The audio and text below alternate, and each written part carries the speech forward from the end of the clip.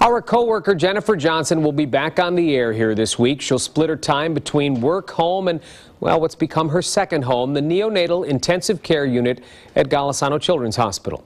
Last May, Jennifer and her husband learned their second child, due in September, would be born with a serious complication and that her chance of surviving was 50-50.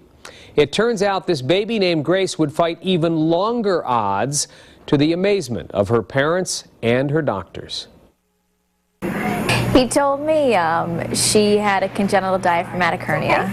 Jennifer's baby had a hole in the muscle that separates the abdomen and chest cavity.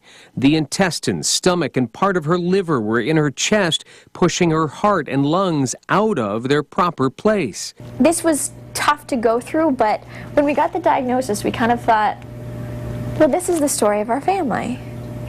This is who we are. And if we were supposed to have this challenge, so be it.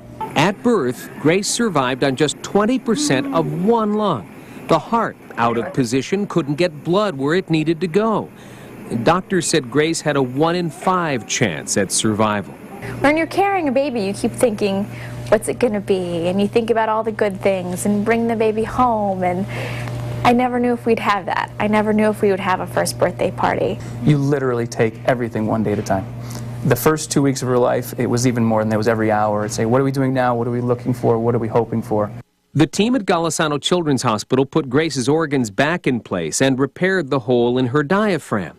But hours later, she almost died. Our doctor knocked on the door and said, you need to come. She's not doing well. We walked into the NICU, and it was something that I never, ever want to see again. Her one little lung collapsed. And they were working on her, but she was this awful color, and she was just lifeless. And then we had to go back out to the waiting room, and they came out and said, right now you either need to decide to let her go, or we could try this procedure that might not work because the tubes might be too big for her little body. We gave Mom and Dad the option, but we would have supported if they said, no, we don't want to put Grace through that. Despite a complication, Grace survived her week on heart-lung bypass. Now she's 2 months old. She's breathing on her own, and there is talk of sending her home early in the new year. Our baby's amazing. And someone who was looking at it from the outside might say, you have a fragile baby in the NICU who's connected to so many wires, but she's come through so much. So much. She's amazing. She has a long way to go. She's amazing. She's like, what? Babies have personalities, just like adults have personalities, and you get a sense of those personalities right from the get-go, and Grace is clearly a fighter. She said it's a blessing because it's going to help her pull through this if there's any chance she can pull through this. But if she does, she's going to be a fighter her entire life, and she's going to make your life miserable. And I said, I'll take it. I don't care. That's fine with us. And Grace does have an older sister, Avery, who until the other day had not been allowed into the NICU to meet Grace. Keep in mind, she was born on September 19th. Well, guess what?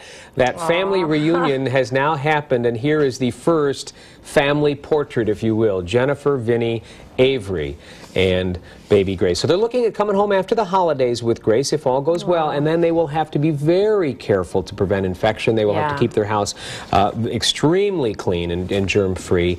And but boy, oh boy, from where they were 2 months ago, she has gotten so close to coming out of the woods that in place property they didn't think she'd get to. They have been through so much, and as amazing Grace is, I know that they would deflect this, but Vinny and Jennifer are pretty amazing. They would deflect it right to the team at Golisano, actually, well, that's too. been a phenomenal experience for them as well. So we'll keep you posted. Yeah, we'll keep everybody she'll be back up to date. Wednesday. Yeah, she'll be back on the air Wednesday morning.